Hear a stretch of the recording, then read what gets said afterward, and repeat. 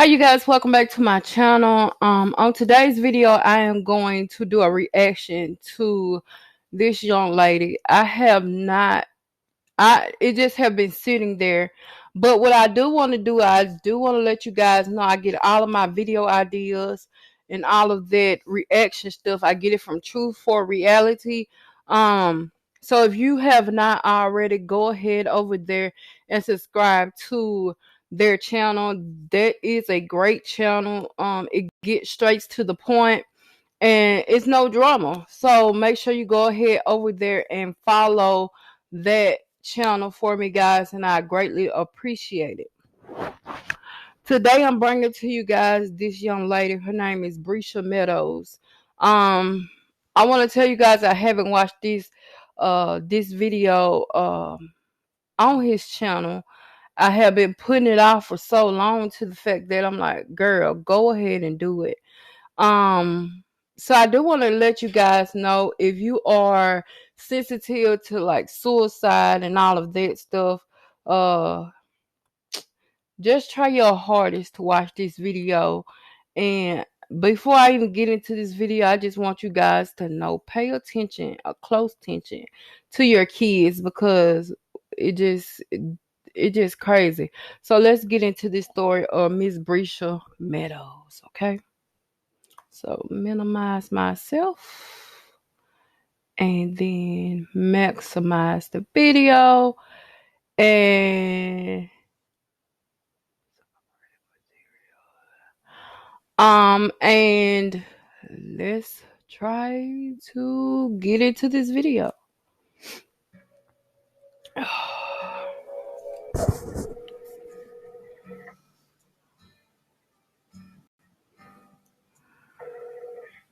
Don't cover me, baby. Hello? The shadows hanging over me. Auntie, is this Auntie Gina? Auntie, my mom needs to talk to you. It's very important. Don't cover me, babe. Don't lay yourself on top of me. We need help. Mommy, I'll talk to you. We need help. Give me this because I need help. I don't know what to do. Sorry. It's okay. I need a lawyer. I need a lawyer.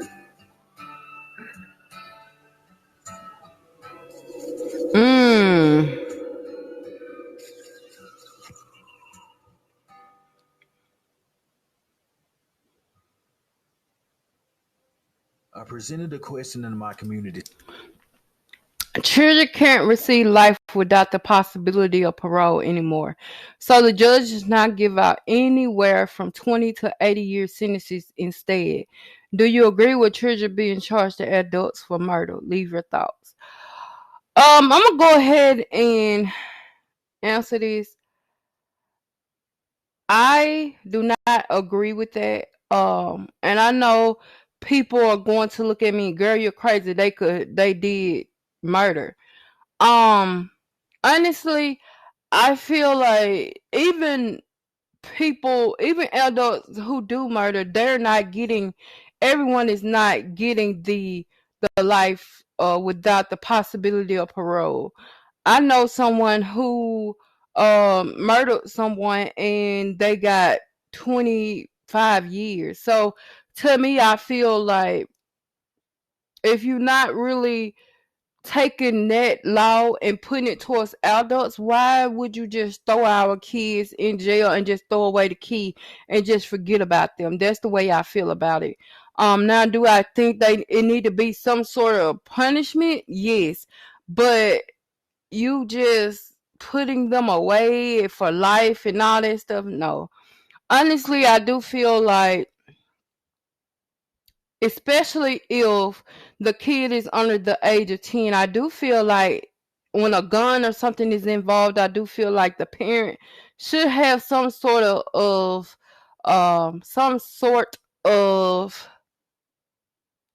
punishment as well, because I feel like, just for example, this kid, he was, I think, 9 or 10, and he killed his sister. Now honestly, he didn't mean to, because they was playing with the gun and he didn't know it was loaded. For one, where did he get it from? And if it's from a parent, for two, why you have it so low to where the kid can get it? I just don't understand it. I'm not even gonna talk about you having a gun in the house with your kid, because it's the by any means necessary protect your family. But at the same time, you have to think, okay, is this something I want my family to go through? Like, put it up somewhere, and if you have a safe or something. What do you guys think? 56 and a couple weeks back. I asked you all how you felt about children receiving life in prison without the possibility of parole. The overwhelming majority believe that it varies from case to case. It matters by how young they were. That's a loaded question. I'm on the fence with this one. I think it would have to depend on the circumstances, of course. If a 3-year old who accidentally got a gun that was left out in the open and loaded by an irresponsible adult, I do agree with How that. heinous was the crime? Were they even competent enough to understand right from wrong? And Right, that's the typical answer when dealing with someone young. right. When a crime happens and someone is young, it's almost like playing Russian roulette. Don't know all Mm-hmm. the circumstances and details that surrounded that case. Right. Maybe something was off in their head. Maybe they were subject to abuse. I mean, it's a lot of different factors that come into play here. And this case is the epitome of what I'm speaking of. This story begins in Cleveland, Ohio, with a woman going by the name of Brandy Latessa. Now, as fate would have it later on, Latessa would be changed to the last name of Meadows. She would meet a man named Jonathan. They would fall in love, decide to start a family. Brandy and Jonathan would bring into this world a little boy, followed up by two girls. Now, by now, they're living in Warren, Ohio. It's a short drive from Cleveland. And in the year of 2016, this family would be living at 914 Hunter Street.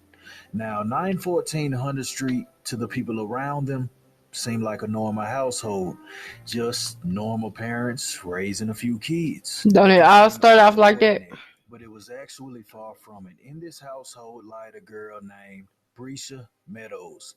And in the year of 2016, she would be 14 years old. By now, at this age, Bresha has ran away from Not to get this mistaken, I have heard of this story before, but when I heard of it, the person that I heard it from, they didn't know her name. And it was also a news video. So it's like this is my first time actually hearing the full story. So let's get it. home. Bresha has attempted suicide a few times. Mm. Bresha, at this point, is a troubled young child. You see, the thing is that 914 Hunter Street was far from perfect and looked nothing what the surrounding neighbors thought it was. There was a lot of trouble in that household. There was a lot of secrets in that household. And on July 28th of 2016, those skeletons would come pouring out of the closet when that house would be rocked by a tragedy. Wow. I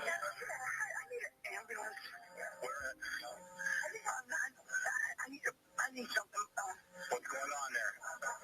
My daughter, she has mental issues. And she just shot my husband in the fucking head. She shot your husband? In the head. What's her name? Bresha Meadows. I think she's in a hole. Damn it. How old is your daughter?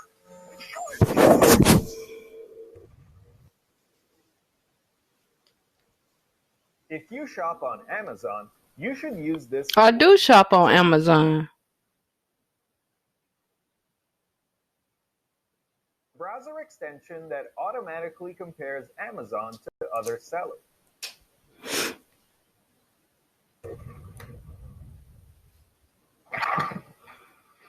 Hi, everyone. Okay, it's July 28th, 2016, 7:05 a.m. I'm Detective Griever. Just state your name for me again. Alright, I know you've had a long night so far. How old are you? 19. What's your date of birth? Alright, why don't you just do me a favor and tell me everything you know, heard, seen. Okay, so just start from the beginning and tell me everything, okay? as of the shooting or just everything? Whatever you think I need to know. I was gonna say, as far as the shooting, the only thing I know is I was sleeping and I heard and I automatically woke up. I didn't know what happened. When I woke up, all I saw was my sister standing in the hallway. I'm like, what happened? And like I just kept calling her name and she just had this blank spin on her face. And I guess she finally like snapped out of it and she woke up or something and it was like my mom was like, oh my god, you shot her. I'm like, what happened? And it was like, she shot daddy. I'm like, what? And it was like, I didn't hear nothing else after that. Like, okay. It turns out that Bresha had saw her father laying on the couch sleeping. She retrieved the pistol that he normally keeps under the couch, and she shot him. Due to the circumstances surrounding the case, the prosecutors would in fact seek to charge Bresha with aggravated murder. Okay, I'm going to read this in front of your mom, okay? And like I said,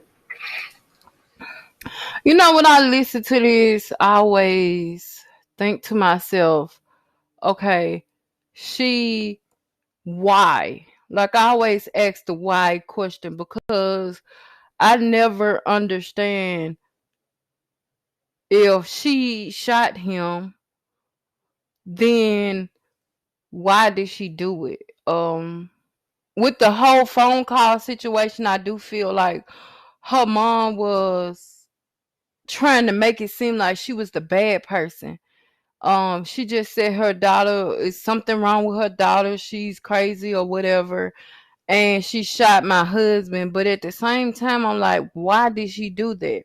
Because I never in a million years, if my dad has did nothing to me and I see him sleep on the couch, I'll never go get a gun and try to shoot him. So what did happen? you don't have to talk to the police to understand that, all right? You're guaranteed certain rights in this country, and that's one of them, okay? So, but I'm going to read this to you again when your mom's in here, okay? And you can choose to make the decision together. How's that? All right? For the prosecution, this seemed like a slam dunk case. We have a victim who was shot in his sleep, defenseless. So, to them, this was a clear cut case of cold blooded murder. However, it was far from it. You see, 914 Hunter Street had a lot of skeletons in the closet. There was a lot of abuse in that home. Brandy Meadows alleges that ever since she's gotten with Jonathan, it's been nothing short of a living nightmare.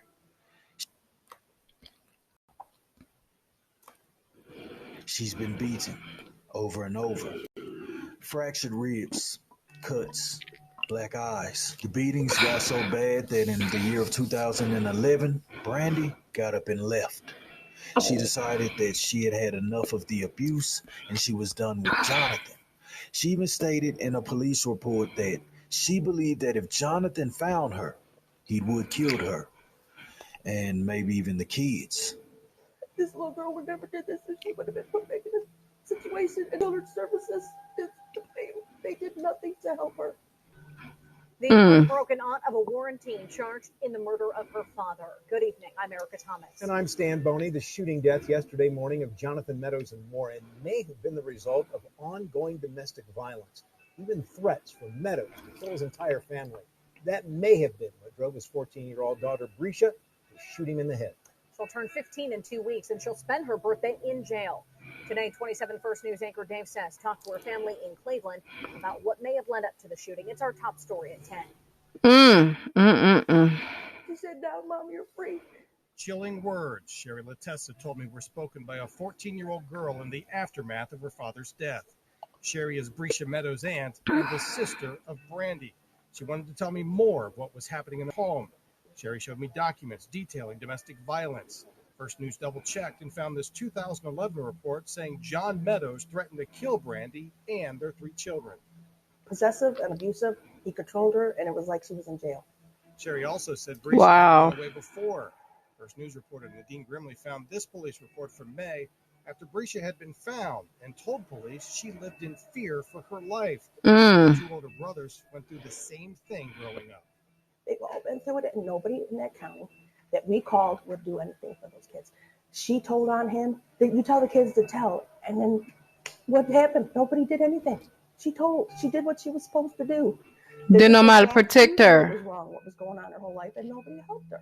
There is a murder charge against the child. Yeah, that's ridiculous. She, if anything, did it for her mother. Right. She definitely did it for her mother. Despite the habitual abuse, Brandy would go back to Jonathan, and things wouldn't get any better. They'd only get worse. But on top of Brandy being beaten, Bresha would reveal that she was also being violated. Bresha would explain that at a young age, her and her father were very close. It was a daddy-daughter relationship. She was, in fact, a daddy's girl. But around the age of 8, things would take a turn for the worse. It would be around that age when the touching would begin, and then it would eventually escalate into him taking her innocence. So not only was she watching her mother being beaten nearly to death, but she was also being violated by her own father. Now, on the night that this incident occurred, they do claim that he was in the home, he was drinking, as usual. I mean, they say that this was a normal thing. He was a habitual drinker. It's always the drinking. So he beat Brandy and then laid down and went to sleep. I mean, this was a normal thing. Drink, beat his wife, lay down and go to sleep. Well, this night, Bresha decided that I guess she had it and that it was time to protect her family. So she retrieved the pistol that he would keep under the couch. Now, this firearm is under the couch, under the cushion, because like normal drunks do, they hardly ever make it to bed. They crash out right on the couch once they're done drinking. So she retrieves this pistol, and then she does the action. Only now, it doesn't seem like murder. It seems more like self-defense. And the prosecutors, they could have dropped the charges, but they don't. They decide to hold Bresha and instead charge her with aggravated murder, even after knowing the circumstances that went on in that household. And even though they do choose to charge her with aggravated murder, they would request that Bresha would be released into the custody of her mother pending the outcome of the trial. Only this request would be denied, and they would decide to hold Bresha inside of juvenile detention. That is until social media gets wind of this case. And when they get wind of this case, it begins to spread. And people begin to fight for her, even spawning a hashtag that would go viral. This would be the beginning of the movement. Pound Free Bresha. To Bresha, we love you, and we appreciate the strength and the courage that it took for you to do what you had to do. Right. We know that you're not a criminal, and we will never treat you as such. You are our sister, and you did what was right for you and your family. We will always be able to understand that struggle. To the judges and everybody who says that she's a criminal and deserves life in prison, I say to you, how dare you? This resilience that we face, this black beauty that you cannot embrace, it's here to stay. Lay across the land, I will show you.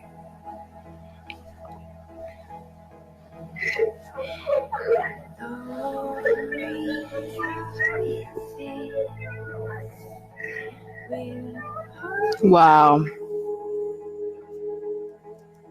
15 years old, 175 days in prison.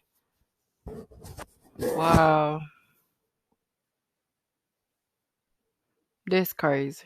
Let's get it.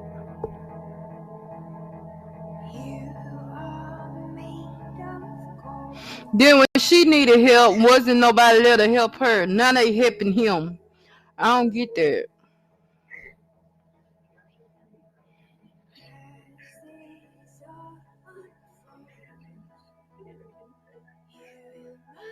After an hour-long pretrial hearing this morning, it appears there could, and I say again, could be a deal in the offing to resolve the murder case against 15-year-old Bresha Meadows of Warren. Bresha?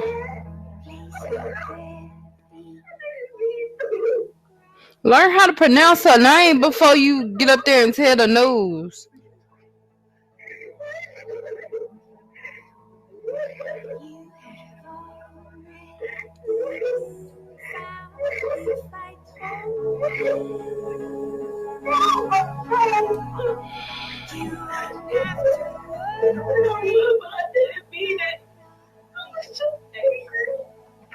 I am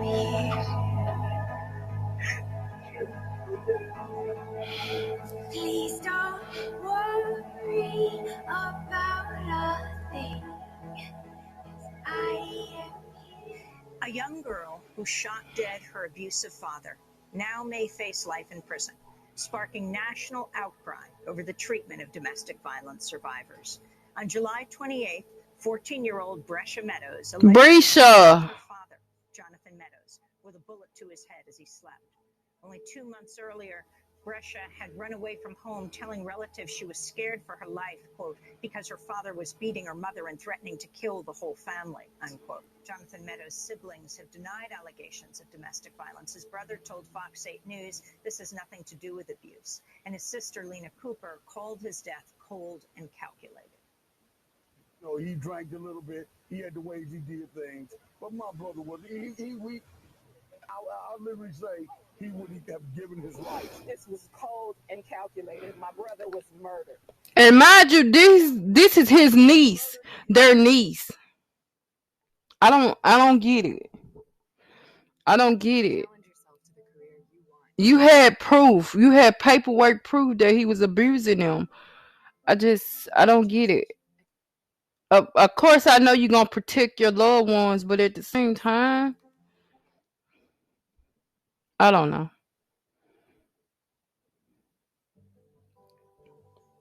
Now, when the family of Jonathan Meadows' defense, they claimed that this had nothing to do with abuse and something completely different happened here. I'm not going to get into that. That's an entirely different subject. Right. Now, due to the pressure that social media put on the world pertaining to Bresha's case, she would receive a plea deal. She would receive a deal where she would only have to serve 1 year and 1 day in a juvenile detention facility, as well as serving 6 months in a patient mental health facility. She would do the time and she would be released. Okay, I am with Bresha Meadows and her attorney, Ian Friedman. And Bresha, when she was 14 years old, was in juvenile court. She was charged with killing her father after suffering years of abuse. Bresha, how are you doing now? And what do you want to tell people or other survivors of domestic violence and sexual abuse? To just continue to speak out and remember it's not the end. Sometimes you just got to keep pushing. Right. And how proud are you of your client here? So I would say fair to say beyond words. I mean, she's remarkable.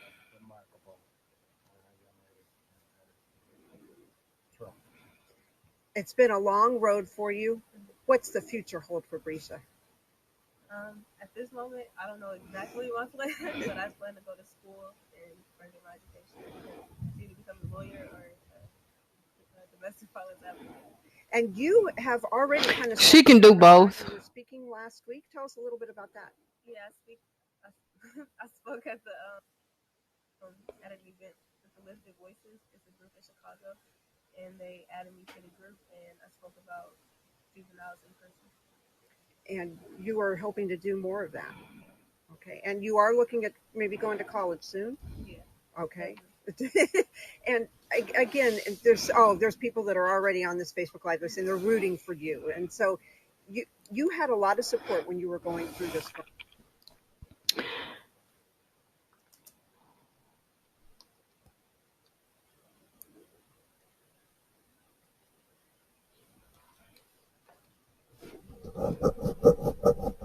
I'ma just say this. I feel like if it wasn't for social media, if it wasn't for people who had her back, to this day, we would still. I feel like she'll still be there. She would never got a plea deal. I can't say the plea deal was good, but at the same time, I'm thinking to myself, it was self defense.